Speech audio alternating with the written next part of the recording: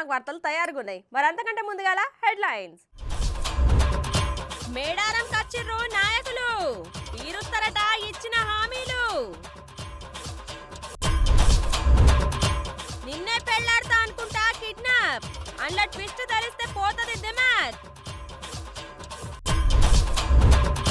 పరీక్షలు చూసుకుంటా రాసుకోవచ్చట పిల్లలు, అండ్లసతో ఉంటాయట టాస్కులు. ఇక మేడారం జాతర ఎప్పటి లెక్కలనే అంగరంగ వైభవంగా జరుగుతుంది. అయితే ఇక జాతరకు ఎక్కడెక్కడికెంచో పబ్లిక్ వచ్చుకుంటా ఉష్కే పోతే రాలనంత జనం వస్తుర్రు కదా. ఇక జనంతోని పాటుగా పెద్ద పెద్ద నాయకులు లీడర్లు సుతా మేడారంకు లైన్లు కట్టిర్రులా. మరి వాళ్ళను ఓసారి పలకరిద్దాం పారి.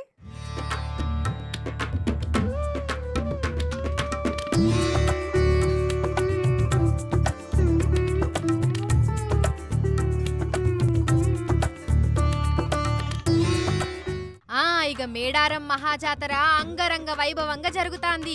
ఇక ఫిబ్రవరి 24 దాకానే జాతర అవ్వడుతోని తెలంగాణతో పాటు సరిహద్దు రాష్ట్రాలైన ఛత్తీస్గఢ్, కర్ణాటక, ఆంధ్రప్రదేశ్, ఒడిశా, మహారాష్ట్రాల నుంచి తండోపతండాలు వస్తున్నారు.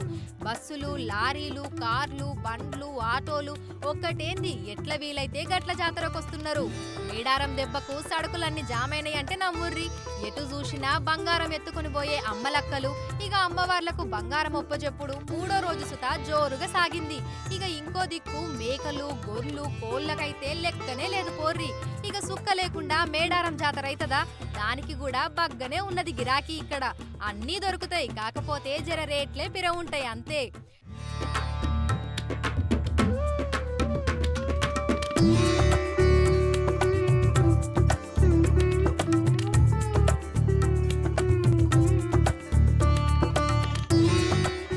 జాతర ఇంకొక్క రోజు ఉండుతోని రాజకీయ నాయకుల తాకిడి కూడా బగ్గనే ఉన్నది.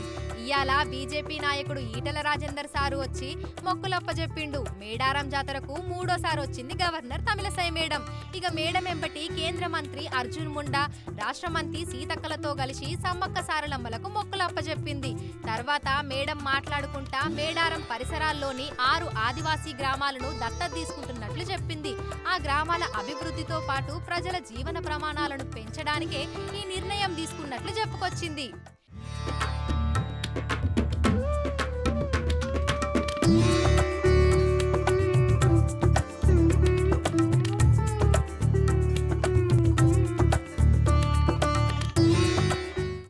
మధ్యాహ్నానికి ప్రత్యేక హెలికాప్టర్ల మేడారంకొచ్చిన ముఖ్యమంత్రి రేవంత్ రెడ్డి సారు అక్కడి ఆచార సాంప్రదాయాలను అనుసరించి అమ్మవార్లకు నిలువెత్తు బంగారం ముట్టజెప్పిండు. ముఖ్యమంత్రితో పాటుగా మంత్రి సీతక్క, మంత్రులు శ్రీధర్ బాబు, పొంగులేటి శ్రీనివాసరెడ్డి, కొండా సురేఖ, రాష్ట్ర సీఎస్ శాంతికుమారి కూడా ఉన్నారు. తర్వాత సారు మాట్లాడుకుంటా ముఖ్యమైన ఏ కార్యక్రమం తీసుకున్నా ఇక్కడి నుంచే మొదలు పెట్టామని చెప్పిండు. హాత్ సే హాత్ జోడో యాత్ర ఇక్కడి నుంచే ప్రారంభించినమని, సమ్మక్క సారక్క దీవెనలతోనే ప్రజాప్రభుత్వం ఏర్పడిందని అన్నాడు. యాత్ర సమయంలో ఎలాంటి ఆటంకం లేకుండా జాతర జరిపిస్తామని మాట ఇచ్చామని, మాట ప్రకారం జాతర కోసం 110 కోట్ల రూపాయల నిధులు విడుదల చేశామని చెప్పిండు సారు. మరో 2 గ్యారెంటీలను 27 తారీఖు నాడు సాయంత్రము ప్రారంభించబోతున్నాము. ప్రధానంగా 500 రూపాయలకే సిలిండర్ ఇచ్చే మహిళలకు చేయూతనిచ్చే విధంగా ఈరోజు సిలిండర్ 500 రూపాయలకి ఇచ్చే కార్యక్రమం. రెండవ కార్యక్రమము పేదవాళ్లకు 200 యూనిట్ల వరకు తెల్ల రేషన్ కార్డు ఉన్న ప్రతి పేదవాడికి ఇంటికి ఉచితంగా విద్యుత్తునిచ్చే కార్యక్రమాన్ని ఫిబ్రవరి 27 తారీఖు నాడు సాయంత్రము ప్రారంభించబోతున్నాము. ఆ కార్యక్రమానికి శ్రీమతి ప్రియాంక గాంధీ గారు కూడా హాజరు కాబోతున్నారు.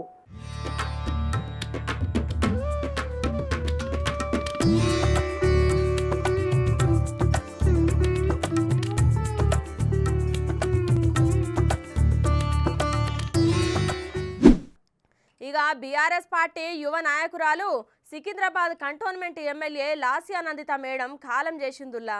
అయితే పొద్దుగాల జరిగిన రోడ్డు ప్రమాదంలా అక్కడికక్కడనే చనిపోయింది.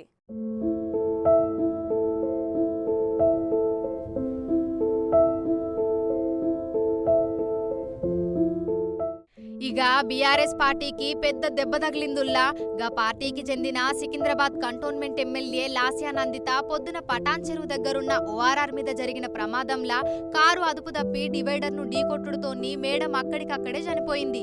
ఇక మేడంతోని ఉన్న డ్రైవర్ కు బగ్గనే దెబ్బలు తగిలి దవాఖాన్లున్నాడు. అయితే ఓవర్ స్పీడు అట్లనే తెల్లారగట్ల అవ్వుడుతోని నిద్రమత్తుల జరిగిందట. అయితే ఈ ఎమ్మెల్యే లాస్యా నందిత మేడం దివంగత కంటోన్మెంట్ ఎమ్మెల్యే సాయన్న కూతురు. పోయిన ఏడాది ఫిబ్రవరి 19న సాయన్న అనారోగ్యంతోని కాలం చేసిండు. ఇప్పుడు సరిగ్గా ఏడాది కాగానే లాస్యా నందిత మేడం ప్రమాదంలో చనిపోయింది. అయితే ఎమ్మెల్యేగా గెలిచినప్పటికించి ఏదో ఒక ప్రమాదం మేడంను వెంటాడుతూనే ఉన్నదట. పోయిన నెలల బోయిన్పల్లిలో ఓ ఆస్పత్రిలా లిఫ్ట్ ప్రమాదానికి గురైంది. అక్కడ చిన్న చిన్న దెబ్బలతోటి బయటపడ్డది. తర్వాత ఫిబ్రవరి 13న బీఆర్ఎస్ నల్గొండల భారీ బహిరంగ సభకు పోయొస్తా అంటే కారు నార్కట్పల్లి దగ్గర ప్రమాదానికి గురైంది. అప్పుడు సుతా చిన్న చిన్న దెబ్బలతోని బయటపడ్డది. కానీ అప్పుడు ఒక హోంగార్డు చనిపోయిండు. ఇప్పుడు మళ్ళొకసారి ప్రమాదం జరిగింది గాని తప్పించుకోలేకపోయింది మేడం.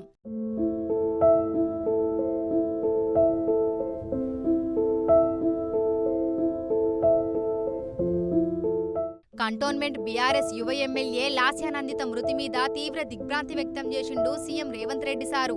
చిన్న వయస్సులోనే లాస్యా నందిత మృతి చెందడం బాధ కలిగించిందని ఆమె కుటుంబానికి ప్రగాఢ సానుభూతి తెలిపిండు. నందిత తండ్రి స్వర్గీయ సాయన్న గారితో నాకు సన్నిహిత సంబంధం ఉండేది. ఆయన గత ఏడాది ఇదే నెలలో స్వర్గస్థులవ్వడం, ఇదే నెలల నందిత కూడా ఆకస్మికంగా మృతి చెందడం అత్యంత విషాదకరం. వారి కుటుంబానికి నా ప్రగాఢ సానుభూతి తెలుపుతూ ఆమె ఆత్మకు శాంతి చేకూరాలని భగవంతుడిని ప్రార్థిస్తున్నాను అని ఎక్స్ వేదికల రాసుకొచ్చిండు సీఎం రేవంత్ రెడ్డి సారు. ఇక అట్లనే సికింద్రాబాద్ కార్ఖానాలో ఉన్న లాస్యా నందిత మేడం ఇంటికి పోయి వాళ్ళ కుటుంబ సభ్యులను పరామర్శించిండు సీఎం రేవంత్ రెడ్డి సారు.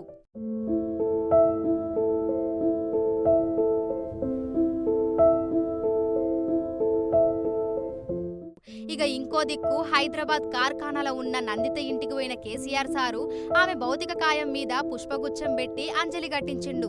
తర్వాత నందిత తల్లి, మాజీ ఎమ్మెల్యే సాయన్న భార్య, ఇతర కుటుంబ సభ్యులను కేసీఆర్ పరామర్శించి ధైర్యం చెప్పిండు. ఇక కేసీఆర్ సార్ ఎంబటి హరీష్ రావు, తలసాని శ్రీనివాస్ యాదవ్ గిట్లున్నారు.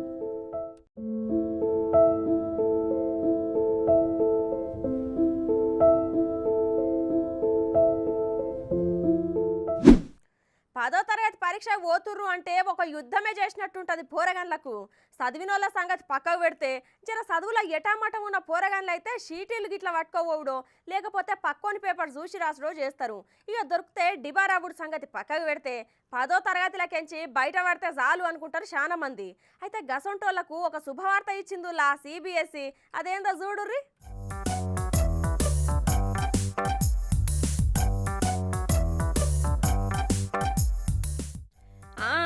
ఇక ఇప్పటికెంచి దొంగతనంగా చీటీలు పట్టుకోవడు అవసరం లేదబ్బా. ఎందుకంటే గా చీటీలు అవసరం లేకుండా ఆళ్లే పుస్తకాలకు అదేనుల్లా టెక్స్ట్ బుక్ చూసి రాసుకునే వీలు చేస్తాంది సిబిఎస్ఈ. అవునుల్లా నిజమే. కాకపోతే ఇది ఇప్పుడే అమలులోకి రాదు గాని కొన్ని దిక్కుల ప్రయోగాలు చేయనికే చూస్తుంది.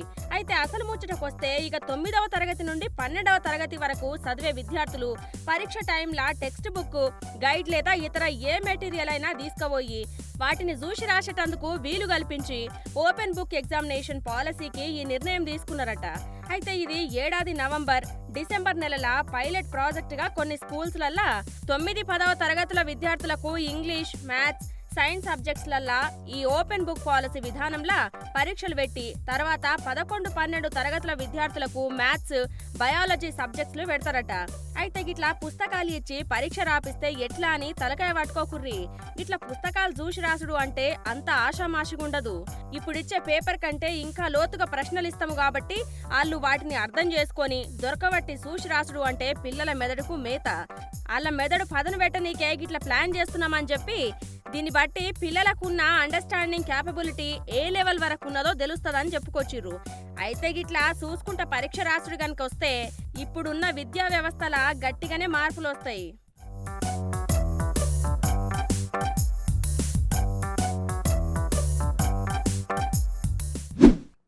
ఇక మన కుటుంబంలోనో లేకపోతే వాడకట్టకో కనీసం మన ఊళ్ళోనైనా ఎవరో ఇద్దరు కవల పిల్లలు ఉంటారు కదా.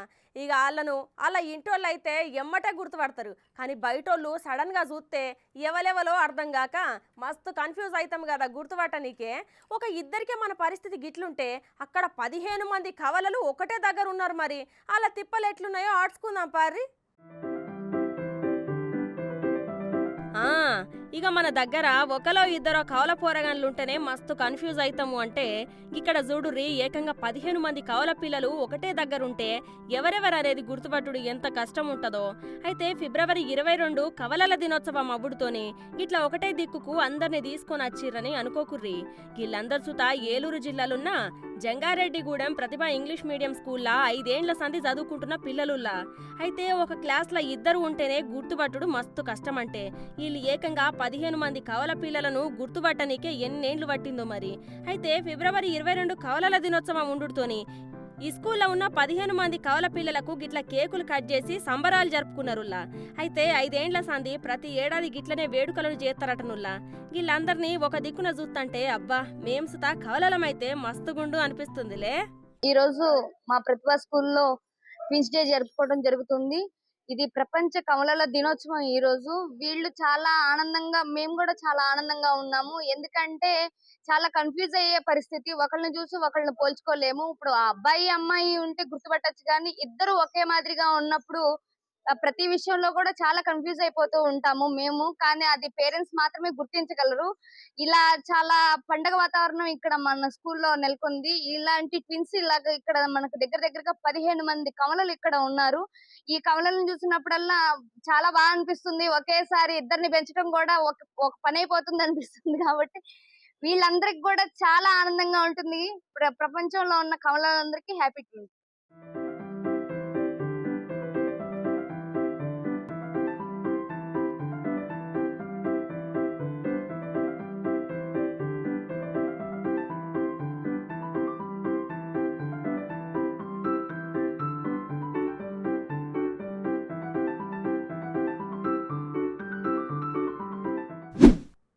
డాక్టర్ బిఆర్ అంబేద్కర్ కోనసీమ జిల్లాలో ఉన్న కొత్తపేట నియోజకవర్గం ఎమ్మెల్యే జగ్గిరెడ్డికి అలా సొంత ఊరోళ్ళే ఇజ్జత్ ఇయ్యకుండా దారుణంగా అవమానించిర్రటనుల్లా.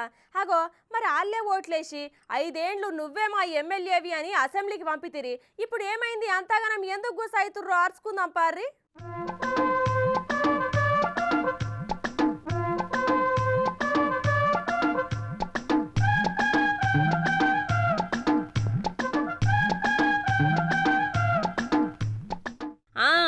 ఇక్కడ మందినేసుకొని వచ్చి అంబేద్కర్ సార్కు దండలేస్తుండు కదా. ఆయననే డాక్టర్ బి అంబేద్కర్ కోనసీమ జిల్లా కొత్తపేట నియోజకవర్గం ఎమ్మెల్యే జగ్గిరెడ్డి సారు. సార్ గిట్లా దండేసిండో లేదో కనీసం ఒక్కరోజు 1 గంట సుత కాలేదు. కనీసం సార్ అక్కడికెంచి పోయి కార్సు తెక్కలే. అంతలే చూడుర్రి ఇగో అక్కడున్న జనాలొచ్చి అన్ని పీకి అవతలేసి నీళ్లు పాలతోని అభిషేకాలు చేస్తుర్రు. అయితే గిది ఎక్కడనో కాదుల్లో, ఇది ఎమ్మెల్యే జగ్గిరెడ్డి సారు సొంత ఊరైన గోపాలపురం. అట్లనే ఊళ్ళో ఎక్కడనో కాదు, సార్ ఇంటికి పక్కనే జరిగింది.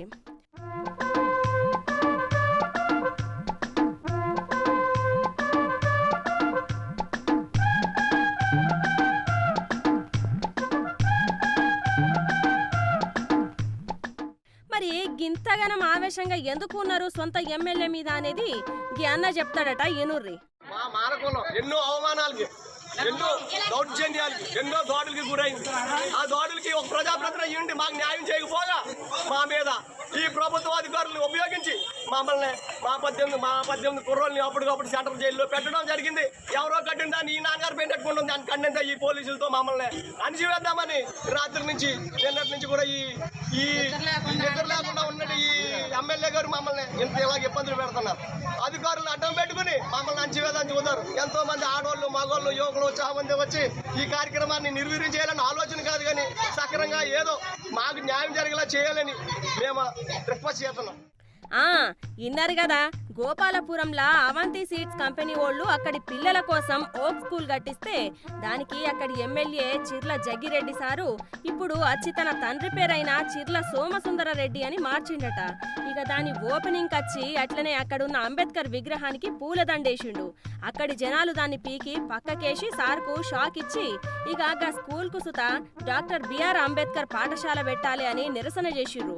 ఆవు ఎమ్మెల్యే సారు, మీ తండ్రి మీద అంతగానం ప్రేమ ఉంటే మీరే ఒక ఈ స్కూల్ కట్టి దానికి మీ తండ్రి పేరు పెట్టుకోవాలి గాని గిట్లా ఎవరో కట్టిన దానికి మీ పేరు పెట్టుడు ఏంది సారు? అసలే ఇంకో నెల రోజులల్లా ఎన్నికలు వచ్చేటట్టున్నాయి. మీ సొంత ఊరోళ్ళే గిట్లా గుసా చేస్తే ఎట్లా సార్? ఈసారి మీరు బయటపడేది జర చూసుకోరు ఇప్పటికైనా.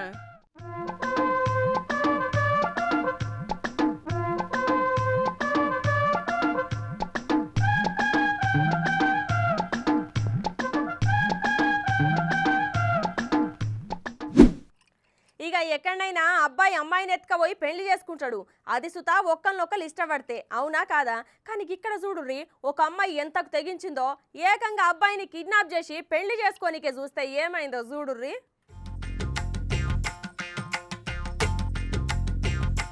ఇక మొన్నటి వరకు అమ్మాయిలను కిడ్నాప్ చేసుడుండే, కానీ ఇప్పుడు అమ్మాయిలు అబ్బాయిలను కిడ్నాప్ చేసుడు చూస్తున్నాం.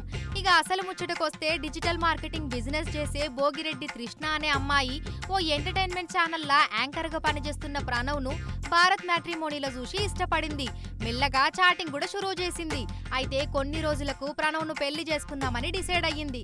అయితే అప్పుడు ప్రొఫైల్ ఐడీలా యాంకర్ ప్రణవ్ ఫోటోలు ప్రొఫైల్ అవుతున్నాయి గానీ అది క్రియేట్ చేసింది ప్రణవ్ కాదని కొందరు వ్యక్తులు ప్రణవ్ ఫోటోతోటి ఫేక్ ఐడి క్రియేట్ చేసిల్లని తెలుసుకొని గీ ముచ్చట కృష్ణ అనే ప్రణవ్కు చెప్పింది.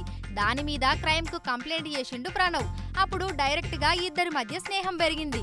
ఇంకా ఇష్టం పెంచుకున్న కృష్ణ పెళ్లి చేసుకోమని ప్రణవ్ను అడిగితే పట్టించుకోకపోయేసరికి కోపంతోని గిట్ల కిడ్నాప్ ప్లాన్ చేసింది. అయితే మెల్లగా కిడ్నాపర్లను నమ్మించి అక్కడికించి బయటపడ్డ ప్రణవ్ చక్కగా ఉప్పల్ పోలీస్ స్టేషన్ కు పోయి కంప్లైంట్ ఇచ్చిండు. కృష్ణను పట్టుకొచ్చి విచారణ చేస్తే ఉన్నదున్నట్టు అన్ని నిజాలు ఒప్పుకున్నదట. దీనిలో ఒక లేడీ కృష్ణ, భోగిరెడ్డి కృష్ణ అని ఒక ఈమె డిజిటల్ మార్కెటింగ్ చేస్తుంది హైటెక్ సిటీలో. ఆమెకు 2 years కింద ఆమె మ్యాట్రిమోనీలో ఒక వ్యక్తి పరిచయం అయ్యాడు. ఆయన ప్రొఫైల్ మనకు ఎవరైతే కంప్లైంట్ ఉన్నాడో ఈ ప్రణవ్ సిస్టా అని అతని ప్రొఫైల్ పెట్టుకున్నాడు. ఈయన కొంచెం గుడ్ లుకింగ్ పర్సన్, జెమినీ టీవీలో యాంకరింగ్ ఇట్లా చేస్తాడు. సో ఆయన అని అనుకున్నది. తర్వాత అతను కాదు అని చెప్పి ఆమెనే, ఎవరైతే మన ఈ దీనిలో కిడ్నాపర్ ఎవరైతే ఉన్నదో మన తృష్ణ, ఆమెనే ఇతనికి ప్రణవ్కు రీచ్ అయింది. రీచ్ అయ్యి మీ యొక్క ప్రొఫైల్ ఎవరో యూజ్ చేస్తున్నారని చెప్పి అతనికి వాట్సాప్ ద్వారా రీచ్ అయ్యి ఆయనకి ఇంటిమేషన్ ఇస్తే ఆయన ఇమీడియట్గా ప్రణవ్ పోయి పోలీస్ స్టేషన్లో కేసు పెట్టడం జరిగింది, నా ఫోటోను వేరే వాళ్ళు యూజ్ చేస్తున్నారని చెప్పి. సో ఆ ఇష్యూ అంతటితో అయిపోయిన తదనంతరం కూడా ఆమె ఇతనికి రీచ్ అయ్యి ఈయనను ఫాలోఅప్ చేయడము, ఈయనతోటి స్టాకింగ్ చేయడము, స్టాకింగ్ అంటే ఫాలోఅప్ చేయడం, వెంబడబడడం చేసింది. అంతటితో ఆగకుండా ఆమె ఈయన కార్లో ఒక GPS డివైస్ పెట్టి ఈయన మూమెంట్స్ అన్నీ తెలుసుకుంటూ ఈయన ఎక్కడ పోతున్నాడు ఏందని చెప్పి ఆయనకు ఫోన్ చేసి ఇలా నువ్వు ఇక్కడున్నావు అని చెప్పి బెదిరియడం జరిగింది. కాలం మారింది బాస్. ఇప్పుడు కాయిష్ పడితే అబ్బాయిలే కాదు అమ్మాయిలు కూడా కిడ్నాప్ చేయగలుగుతున్నారు. కలికాలం అంటే ఇదేనేమో. ఇప్పుడు మొగోళ్ళు మీరు సుతా జాగ్రత్తగా ఉండుర్రి మరి. ఇక మహబూబాద్ జిల్లాలో ఉన్న మద్యం దుకాణాలకు రోజు ఎంతమంది అమ్మినా కానీ గిట్టుబాటు అవుతలేదటనబ్బా. ఇక దానికోసం గవర్నమెంట్ పెట్టిన రేట్లు కాదని వాళ్లే సొంతంగా రేట్లు ఫిక్స్ చేసి మరీ అమ్ముతుర్రంట. చూడుర్రి.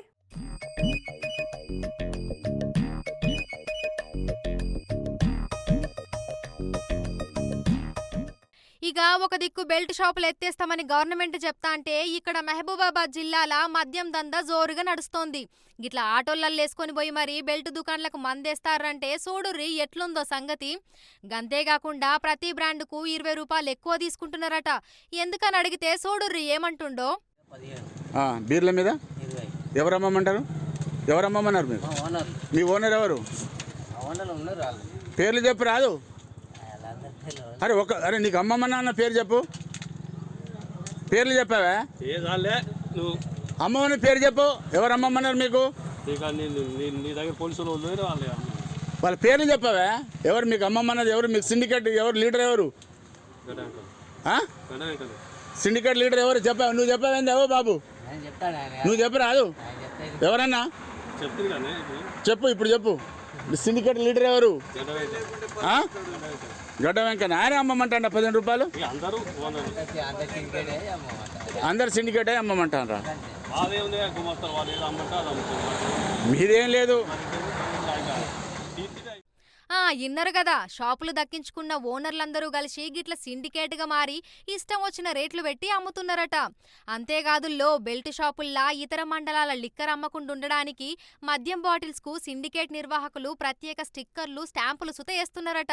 బెల్ట్ షాపులున్నోళ్ళెవరైనా పక్క మండలాల నుంచి లిక్కర్ తీసుకొస్తే తమ ప్రైవేటు సైన్యంతోని తనిఖీలు చేయిస్తూ ఇతర షాపుల బెల్ట్ షాపు కోసం ఆటోలో తీసుకొచ్చిన లిక్కర్ పట్టుకుపోవుడే కాకుండా కేసులు పెట్టిస్తామంటూ బెదిరిస్తున్నారట.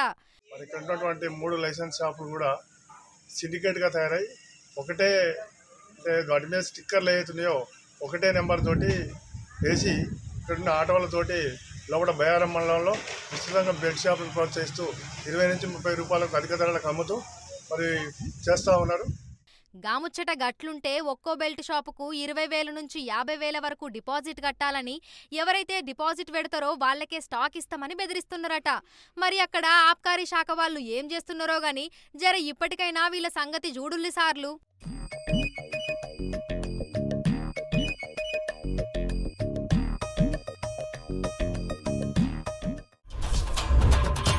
మేడారం కచ్చిర్రు నాయకులు, తీరుస్తారట ఇచ్చిన హామీలు. నిన్నే పెళ్లాడతా అనుకుంటా కిడ్నాప్, అందులో ట్విస్ట్ ధరిస్తే పోతది దిమాగ్. పరీక్షలు చూసుకుంటా రాసుకోవచ్చట పిల్లలు, అండ్ల సుత ఉంటాయట టాస్కులు. ఇవి ఇయాల్టి మన ఖతర్నాక్ వార్తలు. రేపు మళ్ళీ తిరిగి ఇదే అలా కలుసుకుందాం. అంతవరకు నమస్తే.